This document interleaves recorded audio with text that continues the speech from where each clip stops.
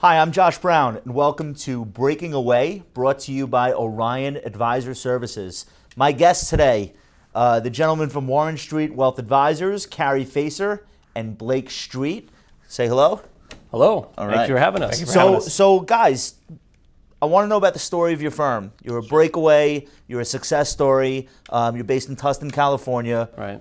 First things first. Why did you break away? Why did you go independent? Well, sure. Don't look at him. I want to know what you think. Yeah, sure. Well, I started in the business. I was out of college, driving trucks to my dad's construction company. Okay. Finance degree, but realized this just was not the path for me. So doing a lot of soul searching, trying to figure out what I wanted to do, and I thought, well, I want to become a financial advisor. And I give T. Rowe Price credit for the commercial I saw, but ever since I saw that commercial, Right. I went upstairs, started doing the research, and that was it. So I joined with Mass Mutual, a big insurance company, obviously, but quickly soon learned that that just wasn't what I wanted to do for my clients. Sure. Proprietary products, you know the story. So I went independent and joined Cambridge about 3 years after. That's where I met Blake, and then from there we just kind of started getting to know each other and You want to corroborate his story? Yeah. I mean, for me, I actually grew up in the business. My family has a branch with LPL Financial. Okay. So on the road to independence. Sure. Started there and, was the assumed succession plan. And that wasn't the thing that got me up in the morning. Family's very successful in the way they do business, but I didn't have enough control. Are you the black sheep? Not the black sheep, the black sheep. That's all right. Different people have different perspectives on it, Yeah, but right, at the end of the day, I wanted more creative control over our process. At Right. the end of the day, the process we use to serve our clients. And so I left in 2011 to another independent broker-dealer, and for a few years tried to be everything to everyone. Right. And just hit a lot of bottlenecks in terms of capacity. That's where we met, was at Cambridge Investment Research, and slowly but surely realized we had differing strengths.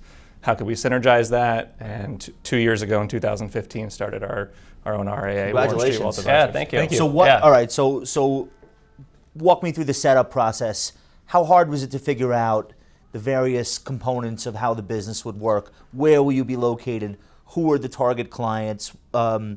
What equipment will you need? How did you guys work that out? You work together? Or? Yeah, it's difficult. I mean, the story is, I started in a 300 square foot office, 270 to be specific. It was a tiny little office like a walk-in with closet. an assistant, essentially, Okay. yeah. And when Blake and I met, we were both working for Cambridge, or working with, right, but for Cambridge. And the joke was, I had an office, he had a really cool color printer, so we would just start working together. And so we actually started sharing office space, but we were under two different DBAs, and it was just kind of silly because I had my business cards on my desk and he had his business cards on his desk. And you guys like each other? Yeah, we liked working together, Right. and there was a lot of I enjoy business development activities, and Blake's being a CFA, CFP is very technical in financial planning and asset management.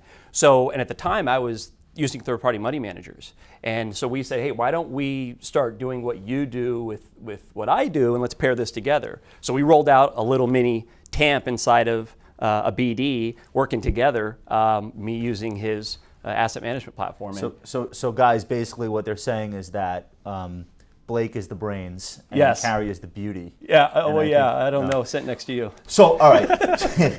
So what's the wealth management market like in Tustin? What's the area like, and what types of clients do you guys find you do the best work for? Yeah. And you want to really focus on? There's no shortage of wealth and opportunity and clients to work with in Orange County. It's obviously a pretty diverse economy. We found our niche within a few kind of micro factions. Specifically, we have kind of our bread and butter is the local utility. So Southern California Edison, you're talking about traditional baby boomers, folks that have worked for the same company 25 to 35 years. Retiring or Yep. have Yeah. just Yep. retired. Exactly. Okay. So Yeah. we tried at first, and it's worked out quite well, was how do we become the experts in that space? Their benefits package, how they approach retirement. And that's since turned into a few additional niches, some similar, like the Chevron Marketplace, for example. Mm-hmm. And we're talking everyone from the field, blue collar folks, up to the management, folks with stock options, so on and so forth.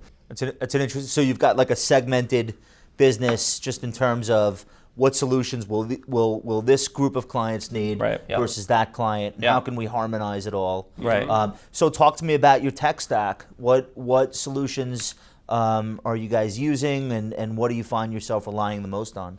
Yeah. Well, go ahead. Yeah, this is Blake's territory. My cup of tea. This is the stuff I get most excited about. Me too. Yeah, the kind of backbone of everything is Orion. So you're talking about your performance reporting, your reconciliation, Client portal. Yeah, client portal, client-facing user interface. We use the client portal too. Do you? Are you happy with it? Love it. Yeah, it's a game changer for us. We have an app. clients that if we switched it on them at this point, they would say, "What are you doing? Where's my Orion?" So, right, and I'm sure Orion loves that. So clients from millennials all the way up to our baby boomers, arming them with an app, Android, Apple, iOS. Able to see their like on the go. They don't. It doesn't have to be. It doesn't have to be an event for them to check what's going on with their portfolio. In other words, you've given them a way to just whenever it occurs to them, just have a window in. Exactly. Right. Exactly. Okay. So Orion's really the starting point for most of our conversations. You can put most of our advisor commentaries in there. Obviously, performance reporting. Beyond that, we use Riskalyze for our investment policy statement generation, risk tolerance questionnaires. I hear Aaron Klein talk about their product all the time, and his mantra is let's create fearless investors. Yeah. I don't know if we've created a single fearless investor, but we certainly Less fearful investor. less fearful, right? Shout out to Aaron Klein. All right. So and then when you guys think about what your client relationship is going to look like in the next 3 years, 5 years, I'm assuming technology is going to be a big part of it. Absolutely. So what are some of the things that you're able to do today and want to do that you weren't able to do in the independent broker-dealer side of the business? Well, the big part, more plug to Orion, we were one of the first adopters of Orion in Cambridge's entire field. There was 3,000 advisors, and we were the first ones to use it. And it was kind of a start to breaking away, was starting with that platform. And so that was kind of monumental, because we realized that there was one performance reporting software you could use, and I'll leave names out. It wasn't the greatest experience for clients. And then who controlled the data? And we learned really fast that we thought we owned the data, but it was a little bit of cat and mouse. So it was chasing that data down, and we finally realized, well, some of the data wasn't that great, and so we just had to move forward. Right. So 3 years out, as far as that experience goes, is just trying to stay fresh and find out who the players are and what technology actually works, because there's a lot of hype out there, and hey, this new thing, but really what we love doing is trying to break it. I give Blake all the credit in the world for that kind of stuff, and I tell the trade, like, we just picked up Trade Warrior specifically at Schwab because we had some trading issues there. And we even go to iRebound conferences, and Blake will be the expert in the room, and I tell these people all the time, I go, and then they're going to be upset, but it's true. I said, give the tools to him. He will break them and figure out how to use them and get the most out of them. Right. Think about like Excel, right? We really use about this much of Excel. It's true for a lot of the technologies, including Orion.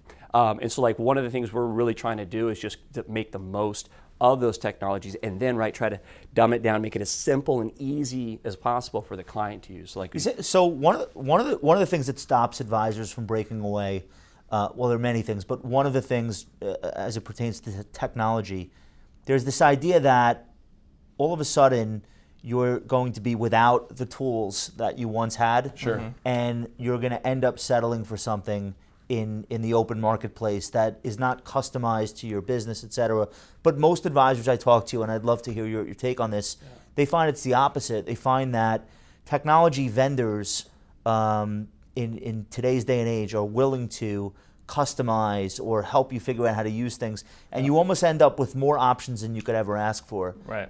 Which I think you were kind of alluding to. Exactly. The space is so wide. Yeah. So if you guys could speak a little bit to that idea that anything you want to do with clients, there is a software provider that has a way to do it. Yeah, it can be a double-edged sword, to an extent, because you're constrained in whatever environment you might be in now, whether it's the wirehouse channel, the independent broker-dealer channel, and they've gone through and kind of sussed out the qualified providers and tell you can pick from these three or you get these one. If you do make the decision to go to independent, one of the things I wouldn't short yourself on is a due diligence timeline, because like you've alluded to, there is a wide swath of vendors to choose from. So it really takes time to kind of qualify what are our objectives, what does our end client actually need, what are we trying to put in front of them, Right. and then give yourself time to actually use it, test it, do free demos, and then make sure your technologies play nice together, because if you get a piece of technology that doesn't talk to another and you're duplicating systems, it can become quite frustrating. So Right. that's one thing that Orion does well, is it's place friendly with So everything. how do you guys think about balancing your time? Because I think when you're a breakaway, not every advisor is an entrepreneur. Yeah. But many are. Sure. Just because of the nature of, no matter where we start in the business, Yep. we're basically charged with, you have to go build a business for You're yourself. everything. Now you'll have varying degrees of support at different firms, different models. But at the end of the day, a lot of us are entrepreneurs. Sure. But how do you find that balance between, all right now I'm advising clients, and now right now I'm running the business, and right now I think I'm trying to do a little bit of both at the same time. Yep. Do you find that that's a challenge? What are your tricks to It deal is. with We that? do have a couple of tricks too. It's a challenge because at first you're everything to everyone, which is what we did not want to be, which is why we partnered up and said, you're really good at this, you're really good at that, let's focus on those. But then there's the 900 other things in between those two things you want right. to focus on That's right. that come up. And so what we did is we actually went through a operating system for our firm called the Entrepreneur Operating System, EOS. We did this about 2 years ago, and this was a huge project, but basically take every single task that we do as a company and write it down. Okay. Then compartmentalize it between, you have your sales and marketing, you have operations and finance. Kind of Figure the out three where a specific task should should fall. fall, or exactly. who should be handling it. Exactly. And so 2 years later now, it's actually kind of, it's been really fun to watch, but because we fought it at first. We're like, well, I do that and you do that, and why don't you do that? And but I kind of enjoy doing that, or who should? And say, no, that's silly. And so being a great financial advisor does not necessarily mean you're a great business owner. And so for us, it's taken hard work and figuring it out and testing things to find out what it is to be a real business owner. And so I'd say divide and conquer, having experts in specific arenas, and being a true ensemble. We do not own any clients personally. Everything goes to the firm. They are firm clients. And we have roles and responsibilities for specific people, relationship managers. So you have advisors pulling double duty in other areas of the we do too. Yep. So okay. Absolutely, yeah. No, I mean, it's you need a lot of utility players when you break away. I totally agree with that. You need great utility players. Somebody can play, short, second, and maybe even right field But for you also, that will actually influence how you recruit and hire For sure. advisors, because you're looking for people that want to be a part of building something. Exactly. Not just, I got my 50 relationships, what's my payout? Like, that's not Yep. what you're looking Yeah, for we in came our from game. that space. It's not a fun Right. place to be. We all in. came It's- from you're that just space. you're just chasing bips, and you go, Right. this is, where's the value add to help What a are we company building grow? together? Exactly. Right. And the neat thing is, like, you hear a lot of talk about millennials, and I sometimes feel like I need to say my age because my gray hair. I'm 36, Blake's 31. He's a millennial. I'm on the cusp.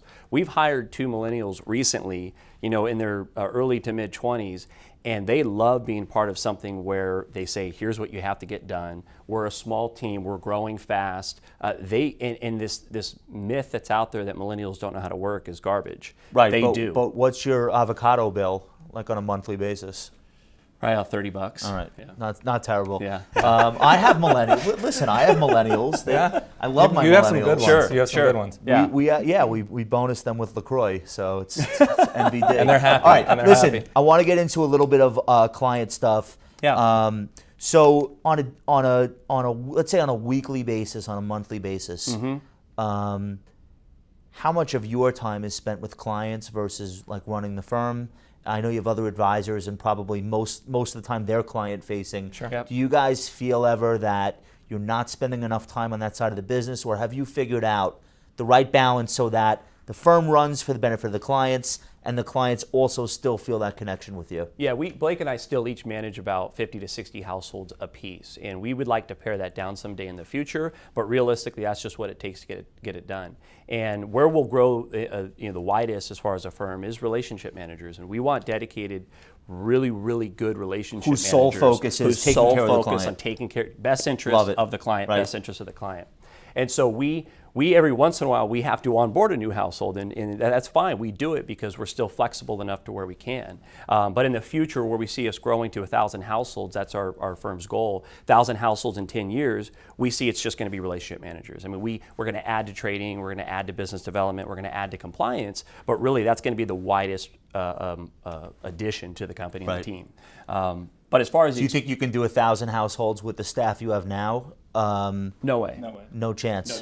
Even with all the technology in the world. We could, we could. We hear of these. I don't think you can either, by the way. yeah. But I'm just curious how you think about that. We probably could, but my kids and wife would hate me, and Right. it wouldn't be good. So, and we also too, we know you lose a little bit of that personal experience, and that's really what we separate ourselves from the robo. But is having that relationship with a client where they actually know you know more about them than any other advisor they work with. Right. And we like that. That's what we want for our clients' experience.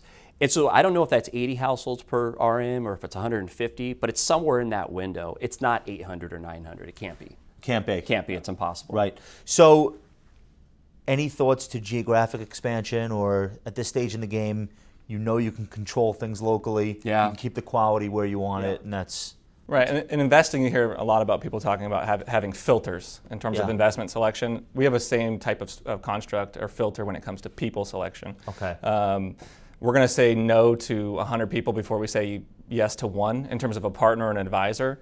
And I think you get stretched a little bit far and wide if you try and go coast to coast, unless that fits well into your vision. Right. There's a lot of opportunity in Southern California. If you talk about Los Angeles, Orange County, San Diego County. Listen, I'm with you. I'd rather be a top 5 RIA in Sure. Orange County Yeah. than a top 500 RIA in America. Right. Because there's no awards for top 500. Right. Yeah. But it means a lot to your clients to be affiliated with a firm that's considered one of the best in the area. So I like that Exactly. approach. Yeah. Absolutely. Yeah. And going back to what Cary was talking about as far as compartmentalizing our roles, we want our clients to know they have a team of specialists. So when we say ensemble, we truly mean it. We're not trying to dilute it. So their relationship manager should be focusing solely on their plan and then talking to the client, keeping them invested in tough times, so on and so Now forth. you're the CIO. Yeah. A client calls in, hey, I was on my I was looking at Sure. Orion and I was noticing some of the benchmarks you guys have on here were ahead of and some were behind. What's going on with my investments? And I don't want to say stumps the relationship manager, but starts to ask higher level questions about investments specifically that probably only you can answer. Does the advisor bring you in? Do you have to ask, hey, do you have any clients that are asking difficult questions? How does that work within the firm?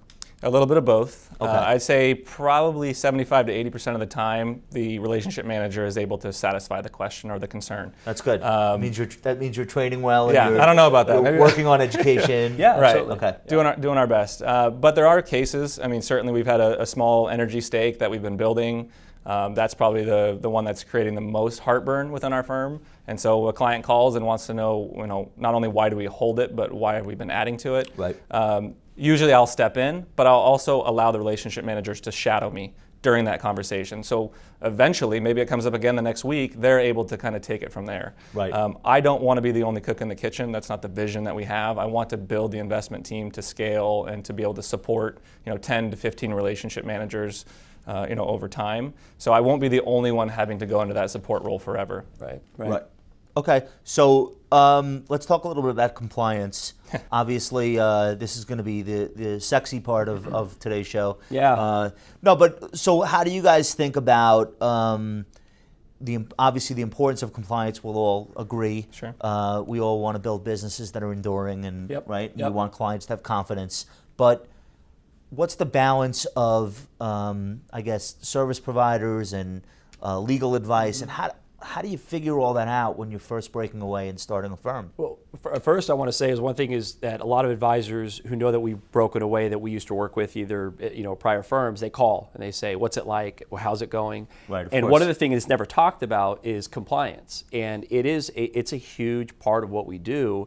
And I like to keep things simple. And so what I always tell Blake is let's, simple by design so we can't get ourselves into compliance trouble. That should relieve a lot of the headaches down the road. But there is still a ton of work and due diligence that has to be done. And the smallest things, mailing out a statement or mailing out, some communication with a client, you don't think about the steps that need to be It's taken. it's simple, but very detailed. Very detailed, absolutely. Absolutely. And so Blake's, from the beginning said, let's look at partnering with, a firm that's going to help keep us In check. out of trouble. Okay, so how does that work? What does that look like? Yeah, so you're talking about everything from the initial setup to the state registrations, the ADVs, getting your So it's a IARs. law firm that's got a compliance service attached to it. Right, so the firm we use, and there's a number of them out there, is NCS compliance that just merged with another company, regulatory compliance. And you're talking about going anywhere from just a quasi-outsourced solution to a full-fledged outsourced solution. Well, there's different tiers depending on how much money you want to spend, how big your practice Exactly, is. Okay. exactly. So But you guys will grow that expenditure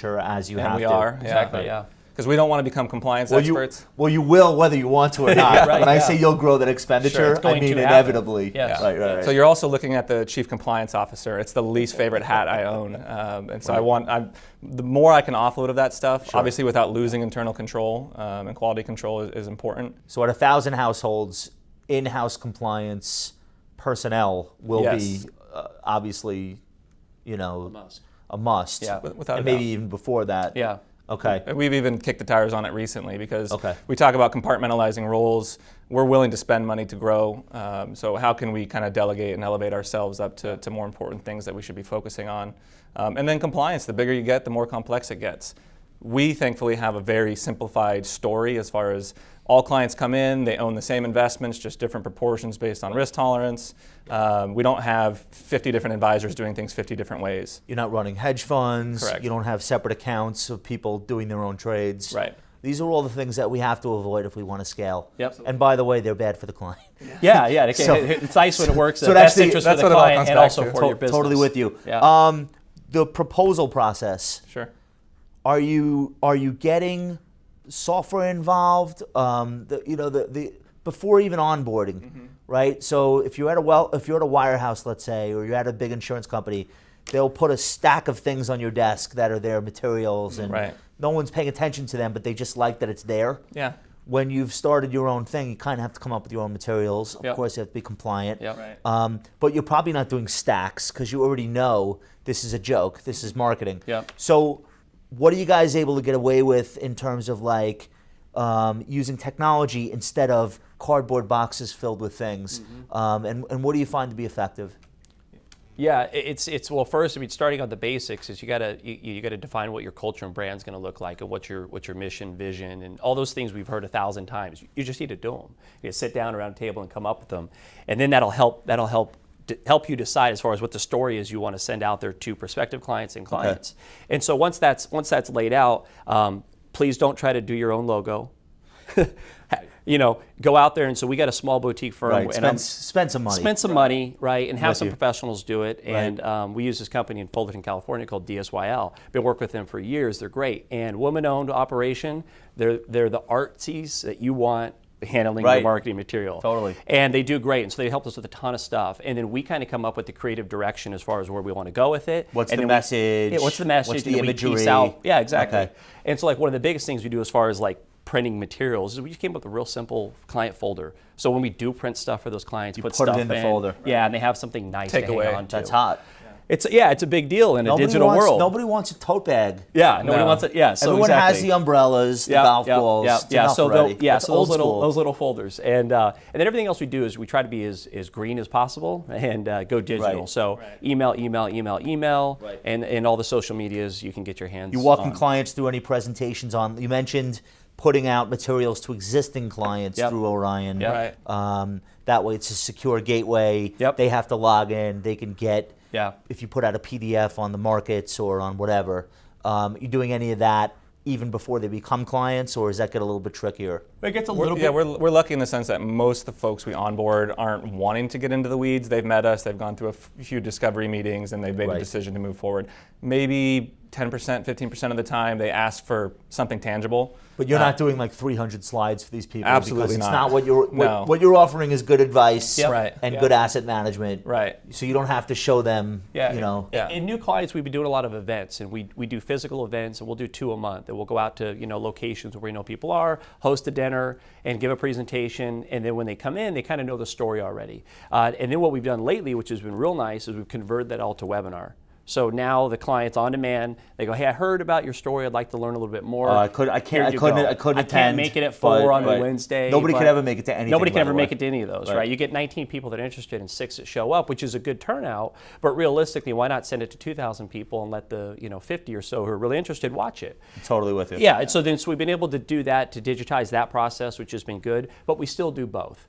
There's a lot of people who still want to shake hands and see you and get to know you. So both is still really what we do. All right. So to wrap up, Yep. if there's anything that you want prospective clients, prospective employees, the industry at large to know about Warren Street Wealth Advisors, if there's anything that you want the world to know about your firm, what would you say that would be? Start client's best interest first. Right. We just keep saying that. Can't copy him. Yeah, All right, yeah. What do you Client's got? best interest. Like he said, starts and ends with the client, a true ensemble. We're not always going to have the right answers, but we'll leave no stone unturned in trying to find them for the client. And really great performance reporting software. Absolutely. Amen. Guys, thank you so much for joining me. Thank you so much. All right. Thank you for having us. Congratulations on all your success. Thank you. Appreciate it.